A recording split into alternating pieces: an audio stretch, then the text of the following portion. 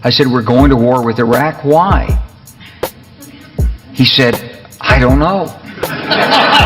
He said, I guess they don't know what else to do. So I said, well, did they find some information connecting Saddam to Al-Qaeda? He said, no. He says, there's nothing new that way. They just made the decision to go to war with Iraq. He said, I guess it's like we don't know what to do about terrorists, but we've got a good military and we can take down governments. And he said, I guess if the only tool you have is a hammer, every problem has to look like a nail. So I came back to see him a few weeks later, and by that time we were bombing in Afghanistan. I said, are we still going to war with Iraq? And he said, oh, it's worse than that. He said, he reached over on his desk, he picked up a piece of paper, and he said, I just got this down from upstairs, meaning the Secretary of Defense's office today, and he said, this is a memo that describes how we're going to take out 7 countries in 5 years, starting with Iraq and then Syria, Lebanon, Libya, Somalia, Sudan, and finishing off Iran.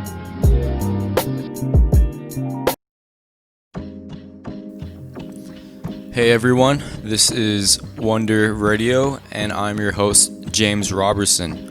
This is a political podcast / channel that will be commentating on political articles and other political events, videos, whatever, anything political, I'll be talking about it.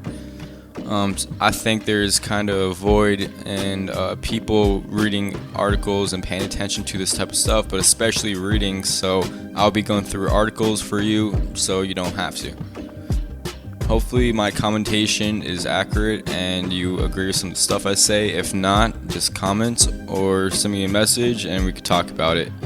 Also, if you are a artist of some sort, like you do music or you draw, you're a photographer, you paint, whatever, send me a message if you want to be in my intros. I like supporting local artists or any artist, whatever.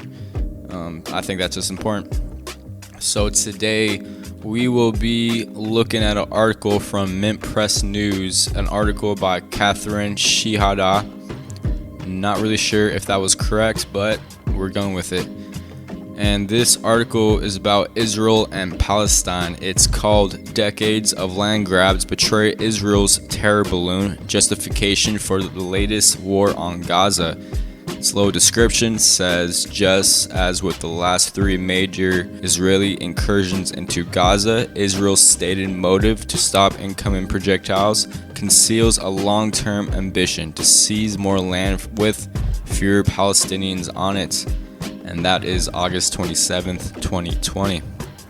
As we're reading this, I really want to keep in mind that these actions were supported by both the right and the left of the political system. Many presidents, both Democrat and Republican, supported these things. And recently, both Democrats and Republicans came together for what was the word? It wasn't a bill, a resolution, I think it was, to not allow boycotting, or at least say let's not boycott Israel. Some states were actually doing things against government workers, making them sign things saying they can't boycott Israel. I think it was Texas, where a teacher was fired after she would not sign a form saying she would not boycott Israel. I believe it was Abby Martin who sued. What was it? Was it Mississippi? Was it South Carolina? I can't remember, but Abby Martin sued for similar reasons, saying it was against her freedom of speech. So let's just jump right into this terrible article that hurts my brain. So incendiary balloons, or as Israel calls them, terror balloons, have been a part of Gazan resistance toolkit since 2018 and a frequent sight in the skies in the last few weeks. Palestinians fashioned these weapons of grass destruction from everyday materials, tie them to gasoline-soaked rags or perhaps a homemade explosive, then ignite and release them when the wind is blown to the east. Sometimes these contractions land on Israeli farmland, forests, and causes fires. Occasionally, a balloon lands in a populated area. The incendiary balloons have never killed or injured anyone. In the 19 years that rockets have been launched out of Gaza, about 13 Israelis have been killed, and the last one was 15 months ago. Gaza's resistance groups have also fired a handful of rockets in these recent days, yet these balloons and rockets have been brought massive attacks by Israel warplanes and tanks every night for the last 2 weeks, and Israel's propaganda industry is now setting up these terror balloons as a rationale for another major incursion into Gaza. Just like the last 3 major conflicts between Israel and Gaza's Hamas leadership, Israel's stated motive to stop projectiles conceals a long-term ambition: more land with fewer Palestinians. The Palestinians behind the balloons have a goal too. In the words of Ahmed Abu Artema, a writer who lives in Gaza and an organizer of the Great March of Return, quote, "These youths crushed by the Israeli occupation, deprived of their fundamental human rights, still feel the urge to scream at their jailers. They want to make noise so they do not die in silence," end quote. Gaza's grievances. Gaza has suffered under a punishing blockade since 2013, a form of collective punishment forbidden under international law. Peaceful protesters and resistance groups have been pressuring Israel to lift or at least loosen the blockade, but with little success. Israel has a long list of prohibited items that changes slightly from time to time, but not by much. It has included food items like flour, yeast, rice, salt, and sugar, sanitary items like soap, toothpaste, toilet paper, and diapers, school supplies like textbooks, writing papers, pens, and other staples including blankets, light bulbs, clothing, seeds, and fishing rods. Hamas, the elected government of Gaza, is demanding that Israel relax the restrictions on imports and reinstate the 20 nautical mile fishing zone required by the Oslo Accords. Israel currently forbids any fishing off the Gaza's coast, opening of commercial crossing to let certain necessary but banned goods in, and opening pedestrian crossing to allow Gazan laborers to enter Israel. Gazas are demanding the lifting of the entire blockade. Israeli response. Israel sees the balloons as another form of Palestinian terrorism and has responded with its usual rhetoric and disproportionate military action. Israeli Prime Minister Benjamin Netanyahu frames the situation as an Iran problem, fueling his ongoing push to war with that country. Quote, 95% of these threats to Israel come from Iran, end quote, he said. And quote again, "I want to make clear to all Iran's proxies, including Gaza, there will be a heavy price to balloon terror," end quote.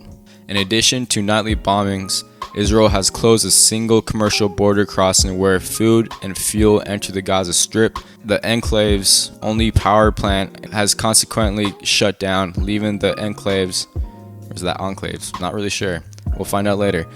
Continuing, 2 million residents with less than 4 hours of electricity a day. Israel has also halted all fishing in the Mediterranean Sea. Now it feels like it's enclaves. We'll see. Continuing, and Israeli leaders indicate a willingness to go to war if necessary, vowing violence, quote, in multiples, end quote, not really quote needed, but okay, of the last incursion, which in 2014 killed 2,200 Palestinians and 83 Israelis. Israel's recent threats and attacks predate the use of so-called terror balloons by Palestinian activists, suggesting the most recent bout of violence is not about rockets and balloons, but about land, preferably without people. Gaza, total destruction. Israel may not have its sights set on annexing Gaza, but Palestinian American attorney and activist Noor Erakat explained in 2016 editorial for The Nation, quote, "Israel does not have a Hamas problem, it does not have a Gaza problem, it has a Palestinian problem," end quote. The airstrikes of the last 2 weeks are a familiar sight to Gazans. Israel has initiated 3 major wars on the Strip in the last 12 years, killing a total of about 4,000 Palestinians. Less than 100 Israelis were killed during the same period. During the 2014 conflict, the Obama administration authorized Israel to replenish its weapons supply from stockpile the U.S. keeps in Israel. This in addition to the $3.8 billion in yearly military aid that the U.S. gives to the country. The electronic Intifada, I felt like I said that weird, but Intifada, not Antifa, but Intifada, reported that at a bare minimum, Israel used 39,000 tank shells, 34,000 artillery shells, and 4.8 million bullets against a virtually unarmed Gazan population of about 1.8 million packed into the area of the size of Detroit. By the end of the 50-day war, almost 500,000 Gazans have been displaced, 20,000 homes and 250 schools destroyed or severely damaged, as well as infrastructure decimated. That scale of destruction is what Netanyahu is now threatening to repeat. Gaza, daily hardships. In between wars, Gazans face constant adversity at the hands of Israel. Children die alone when parents are not allowed to accompany them for cancer treatments, thousands of lives with permanent disabilities and amputations after being hit with sniper rifle, hundreds of more families deal with death, and 1 million are on the edge of starvation and illness. Over 1/3 of the agricultural land in Gaza has been appropriated by Israel as a buffer zone. Israel regularly sprays the area with herbicides to keep it clear, and the wind frequently carries the chemicals well beyond poisoning Palestinian crops and bodies and fundamental human rights. Gaza is tiny and crowded, but much of the Palestinian West Bank is fertile, and Palestinian East Jerusalem real estate is priceless. Dispossession in these areas has taken many insidious, if slightly less aggressive, forms. Historic land theft.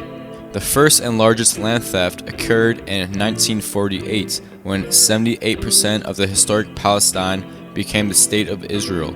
Israel's military had an aggressive policy of depopulating Palestinian villages, evacuating and bulldozing over 500 of them, and rebuilding many as Jewish neighborhoods for the new state. Neighborhoods in the largest cities were also cleared of the Palestinian residents so that Jews could be moved in. 750,000 Palestinians became refugees, and Israel coveted the property of those who remained. In the ensuing years, the Israeli government crafted illegal land laws to gain control over much of it. Most cunning, perhaps, was the absentee property law, which permitted Israel to bar Palestinian refugees from return to their homes, and then take over their property because it was vacant. West Bank. Land theft by settlement. In 1967, Israel occupied all of the Palestinian lands it had not won in 1948. One of the first orders of business was to begin constructing Jewish-only settlements in the West Bank and East Jerusalem. The illegal practice has continued unabated ever since, and Israel plans to annex the land it has appropriated over the years, adding another layer of illegality. Settlement building often begins when Israel earmarks a piece of land, often a large swath of farming or grazing land, as needed for quote-unquote security purposes. Palestinian inhabitants are evicted and Israeli military outpost is established. Later, the area is repurposed as a civilian settlement. Documents prove that, at least in some cases, this was the plan all along. Additional land is then appropriated for Jewish-only roads to the settlements, for example, Shufa and checkpoints. Elsewhere, as in Yada or these 12 villages, land is poached by the Israeli military for live fire training. The Israeli military took over a large area of the Palestinian farmland for these purposes and burned down 2,000 acres of crops. Settlements now cover almost 10% of the land of the West Bank and about 125,000 acres.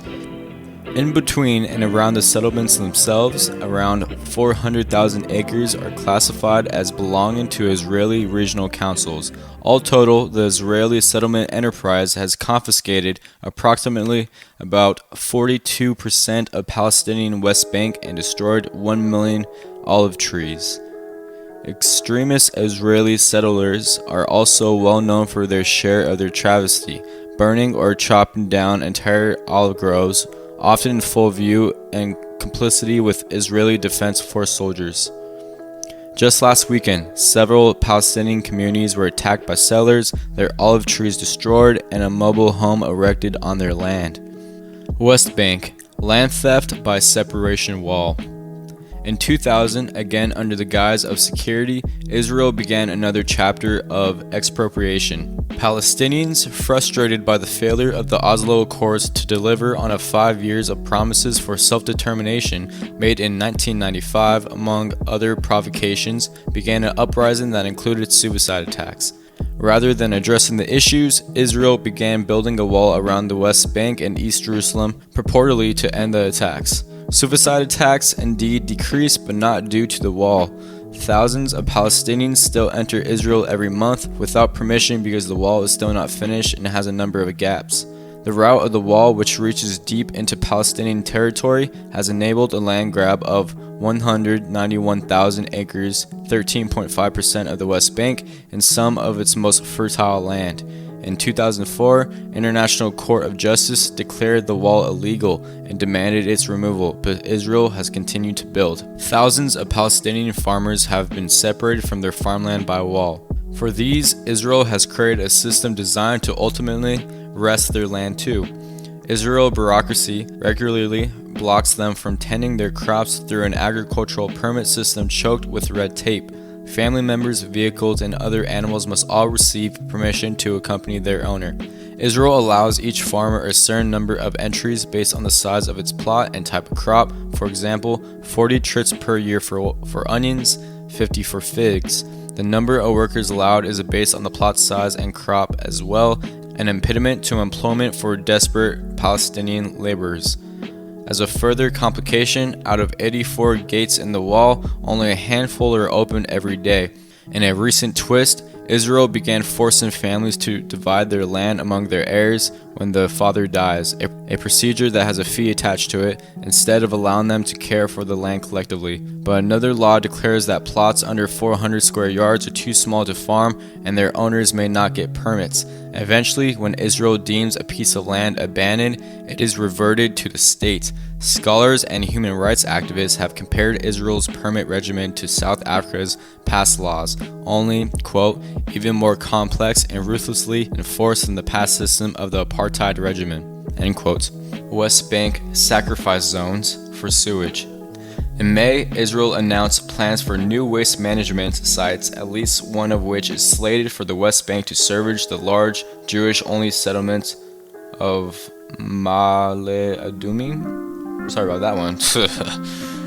The waste plant would be located just a few hundred yards from several Palestinian herding communities. Israel's Environment Protection Minister has been busy this summer studying ways to begin incorporating the EU Commission's new Circular Economy Action Plan, an effort that may highlight the little-known story of environmental injustice in the West Bank. It is a story of land and people at risk with no resources under an occupying power. Israeli regulations intentionally make it more cost-effective to operate waste management treatment facilities in the West Bank than inside Israel.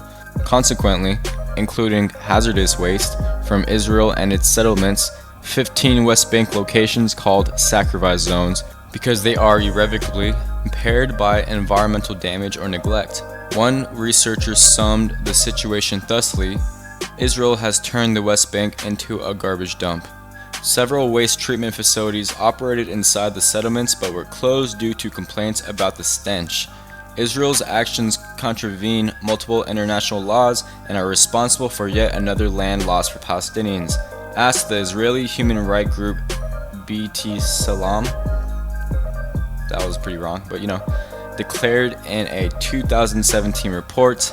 The international principles on hazardous waste management are based on values of environmental justice, public consultation and transparency, an expression of basic human decency. They strive to codify the simple notion that military, political, or economic power disparities should not be abused by the powerful in order to dump their pollution and waste in their disempowered neighbors' backyards. Israel's dispossession machine is devious. Like the separation wall, it twists and it winds, gobbling up whatever it wants and leaving a trail of adversity.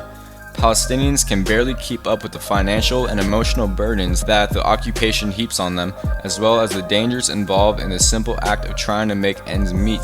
This intricately designed system of injustice, arguably worse than the apartheid South Africa and condemned by nearly every country in the world, is funded by the American tax dollars.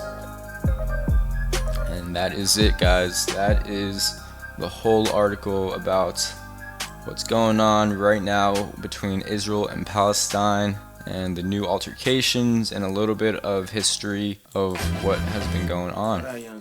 So, a little bit of commentation.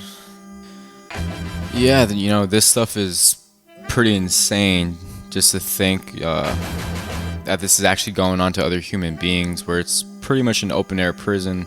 A lot of these people don't have the freedom to go to different places. They're just kind of trapped by this system that oppresses them continually. The Israeli argument is usually that they're all terrorists, but come on, millions of people can't be terrorists, and even if there are terrorists, like, how can you really blame these people for wanting to fight back? It's kind of like that quote said, these youths don't want to die in silence, they don't want to be oppressed in silence. When all your grandparents and parents and your brothers and sisters, they're all getting oppressed by the same system where they can't have like basic human rights. They barely get any electricity. They barely get basic resources to even survive. They get kicked out of their houses for no reason in many situations, just because they want to take more of their land. I just saw last week this normal family, their house got bulldozed next to their farm, and the mother was just crying. I could never even imagine if that were to happen to me, how angry I would be. You just have to think, what if this happened to me, my mother, my brother, my father? You have to really put yourself in these people's shoes, and just don't think, oh, okay, some of them are terrorists. It's like, come on now, these are just people trying to survive. This might be a different story if Israel included them in their system and in their wealth. What would it look like? Would they be more understanding? Would they not fight Israel as much? I don't think a lot of people really care who rules them. Look at our government. A lot of people are pretty political, and even if it's superficially, Trump versus Bernie or Biden, whatever, all that type of stuff. But at the end of the day, people just want to be comfortable. They just want that possibility to grow in their life. And these Palestinian people, they just don't have that option. They're just completely put down. They're repeatedly killed for protests, and there's many stories you could look up of journalists, doctors, peaceful protesters just getting sniped from an Israeli soldier for literally no reason. Kids getting shot because they threw a rock or something like that. It's just insane. It's just complete racism, complete oppression. I need to point out the weaponization of anti-Semitism in the United States when people critique Israel. There is a huge amount of people, both on the left and the right, especially in the mainstream, calling people anti-Semites just because they critique Israel. Trump has came out about anti-Semitism in defense of Israel many times. Someone like Ben Shapiro is a huge proponent of that. He tries to say, oh, okay, you're talking bad about Israel, why don't you talk bad about Afghanistan? Why don't you talk bad about Saudi Arabia? And so on, all those different places. Guess what? I do talk bad about those people. That doesn't mean I hate Jews. Just because I talk a lot of crap about Israel, it just means, hey, I don't like how they are treating Palestinians. It's not that hard to understand, Ben Shapiro. It's not that hard to understand. It has nothing to do with Jews. I can't even tell when most people are Jewish. They just look like another white person. I don't care. Okay, they're Jewish, cool, good for you, I guess. This weaponization of anti-Semitism is a cheap political point to defend Israel, either from people being funded by them, or they support them for whatever reason, they're part of the establishment, whatever.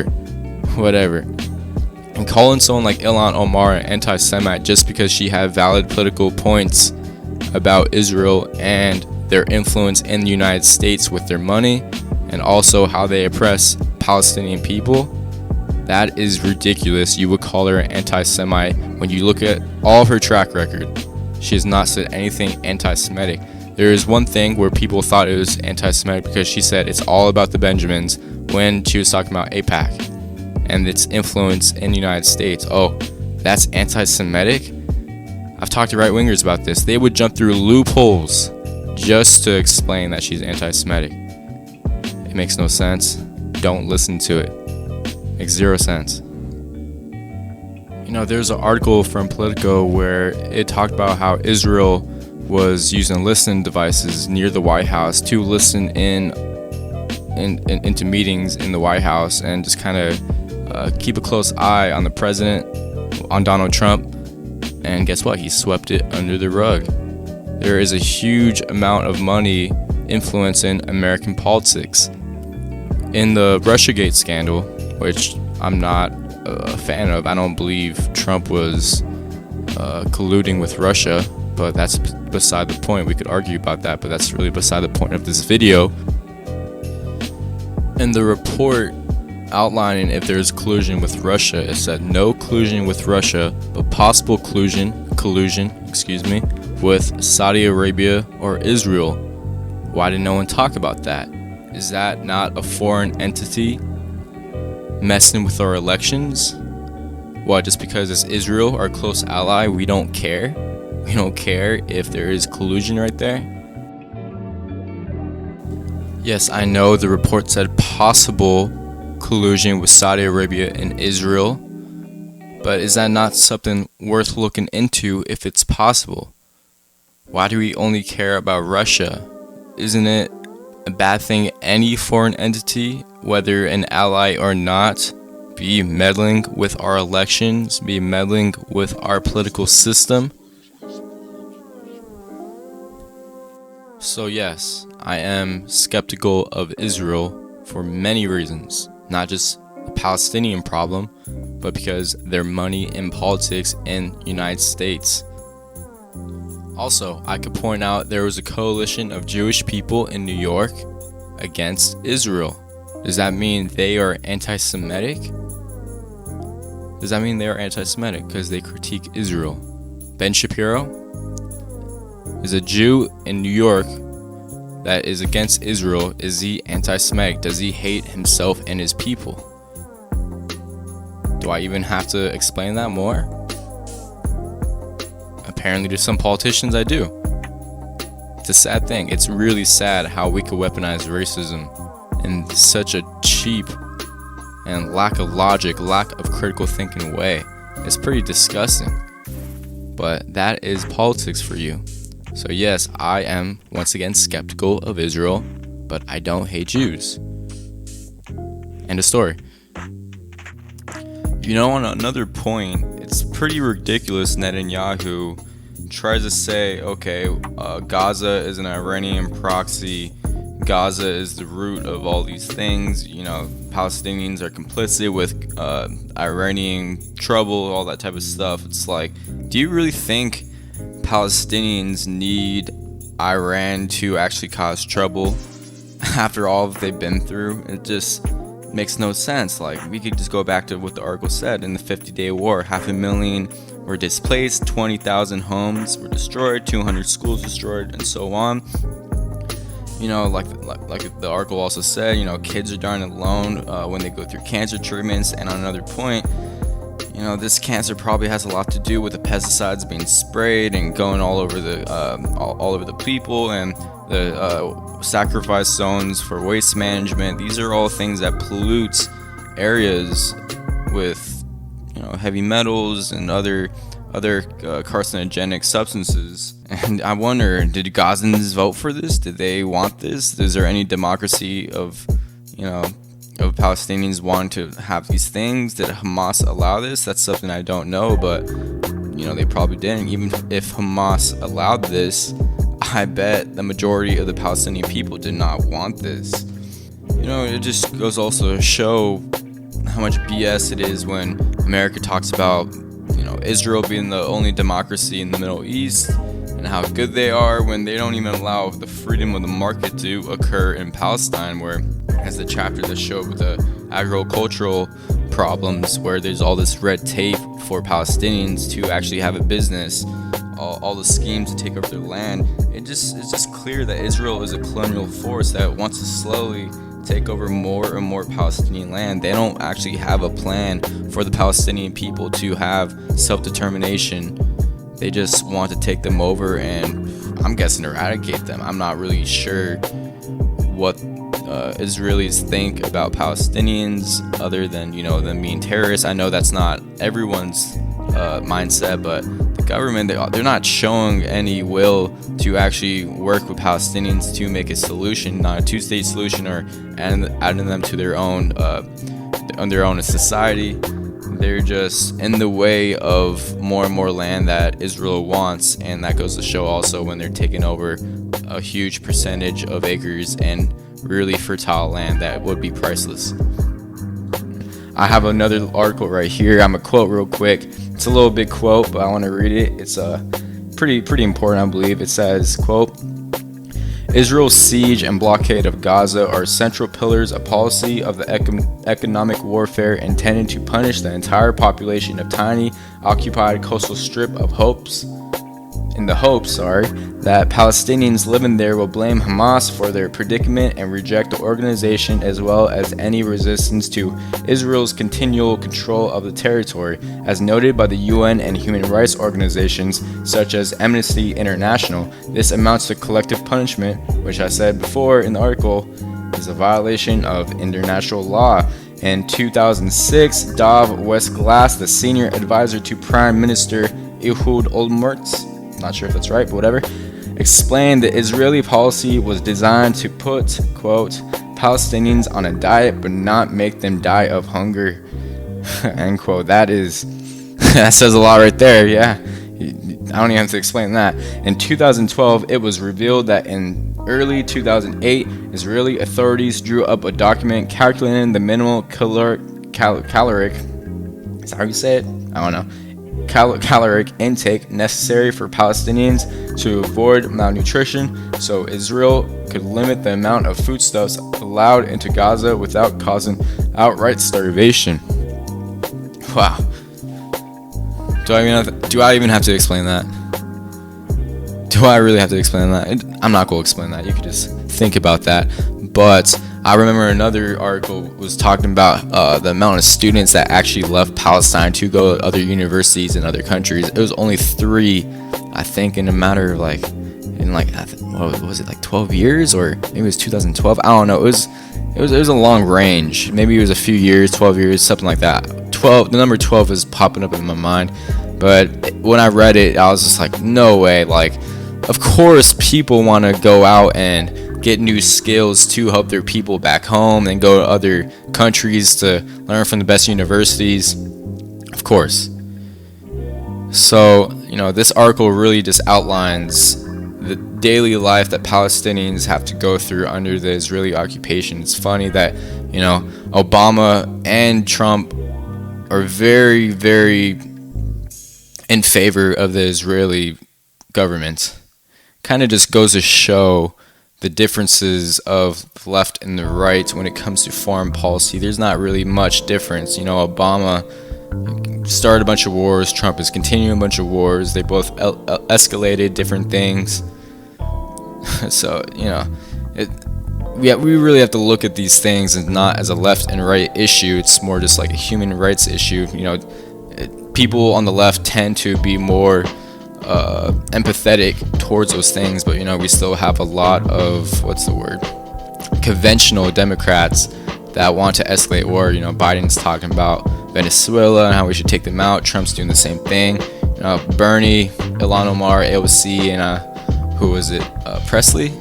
I don't know, one other person were the only people to actually come out against Trump, to try to stop Trump from escalating things with Venezuela.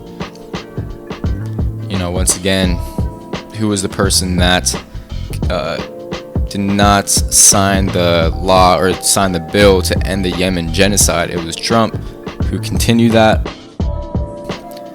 So, our country's never historically been very good when it comes to foreign policy. Uplifting Israel, and it's having an ally in the Middle East. Yes, I understand that. The thing is a geopolitical move really worth this complete oppression? Why can't we at least economically pressure them? Or, we have government aid, we give them government aid. Why don't we say, hey, if you want this government aid, stop breaking laws, stop breaking international law, and stop breaking human rights. The thing is, the U.S. government breaks human rights in other countries as well, and international law very often. So, it's like, that's the game of war. They don't really care. They don't really care if they break these things, as long as they get their money and they get their power. Some might say, okay, well, we're doing this for the protection and national security of the United States. Okay. To me, that's a pretty boring and lame excuse for completely oppressing people while preaching freedom and democracy every second. I don't know, it blows my mind that we could preach freedom and democracy, and we support freedom and democracy across the world, and allow one of our closest allies to do this to regular people, where there's many situations people are orphaned or homeless, they don't have jobs, as the whole article said. So yeah, that's my quick commentation. I hope you liked my reading. Maybe not. This is my first time actually doing something like this, so I'll probably get better at reading over time. Let me know what I can improve on, let me know what you would like to see, blah blah blah, all that stuff. If you are artists, as I said, send me your stuff and I will showcase you in my intros. So this is James Robertson, and this is Wonder Radio, and thanks for listening.